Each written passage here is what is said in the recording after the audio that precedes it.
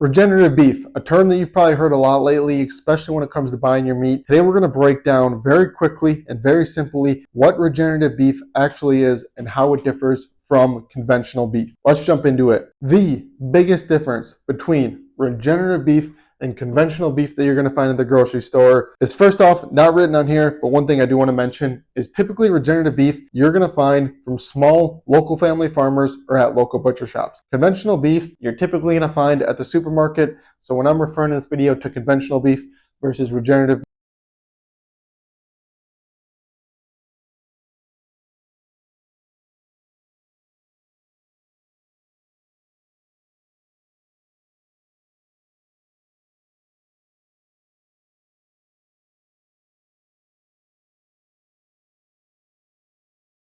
finished out on a feedlot, a term which I'm sure you've heard before, essentially meaning the animals are going to be confined to a small sectioned off space, usually on a giant patch of dirt, where the feed is brought to them and they sit there in their little patch of dirt and go and eat the feed. Rotational grazing regenerative beef, on the other hand, uses a series of different pastures to send the cattle between different pastures, giving them new forage to graze on and a better regrowth for the health once they leave said pasture. So, for example, if we have pasture number 1 right here, and this is where the animals start out on. Once this pasture has been completely grazed over, they will move on to pasture 2. Pasture 2, they will do the exact same thing, go through here, eating all the grass, and once that is completely grazed over, they'll move on to pasture number 3. So on and so forth through however many pastures there might be in this farm's acreage. Once they move back to pasture number 1, this has all been completely regrown and it's like the cattle were not even there in the first place. This is called rotational grazing and is the main term for what regenerative beef actually is. Feedlots, on the other hand, confined to this small space.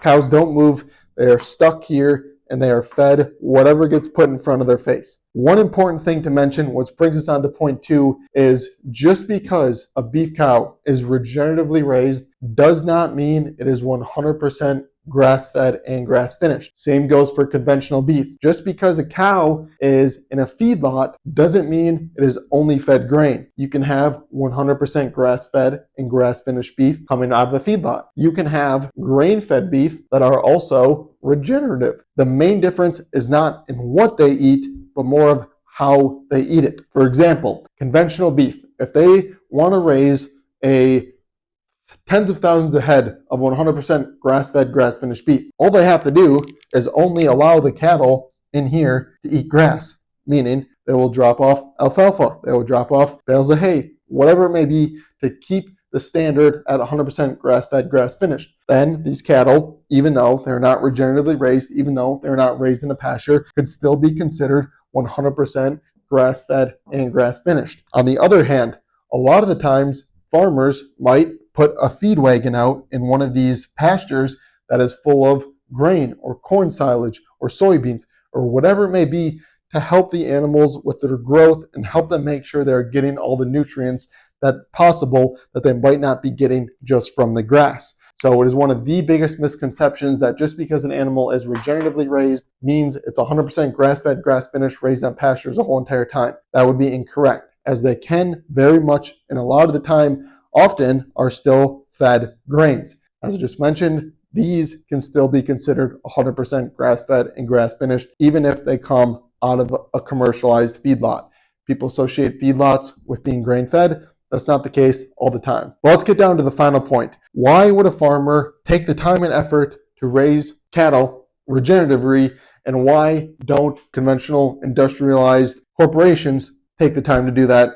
And it simply comes down to this right here, which is profit. It is way more profitable to have conventional beef in a feedlot rather than it is to have a regenerative system set up. Why? Well, simply just think about it. Think about it like a greenhouse. If you have a greenhouse, you can control all the inputs. You can control the lighting. You can control the water. You can control the soil, how much they're getting, etc. for all of your plants.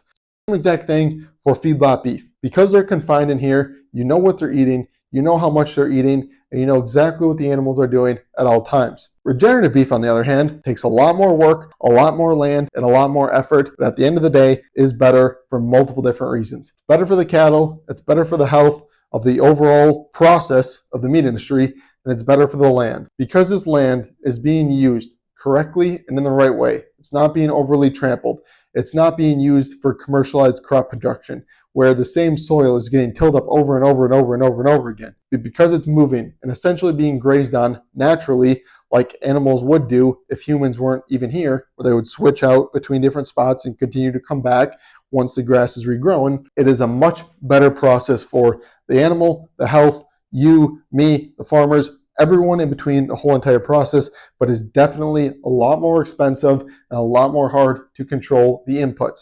You might have an animal that is in here rotationally grazing that takes an extra 3 months to get to the finishing weight, which means the farmer has to hold that animal for an extra 3 months before it can get paid because it has a lot less control on the inputs. Industrialized, on the other hand, can control all the inputs as we talked about, making it super simple and super easy for high mass production to happen within feedlots. So is regenerative beef better than conventional beef overall? Yes. Is it going to be more expensive? Yes, because it takes more land, it takes a longer time, and it is a much harder process than just stuffing cattle in tiny square and putting feed in front of their face.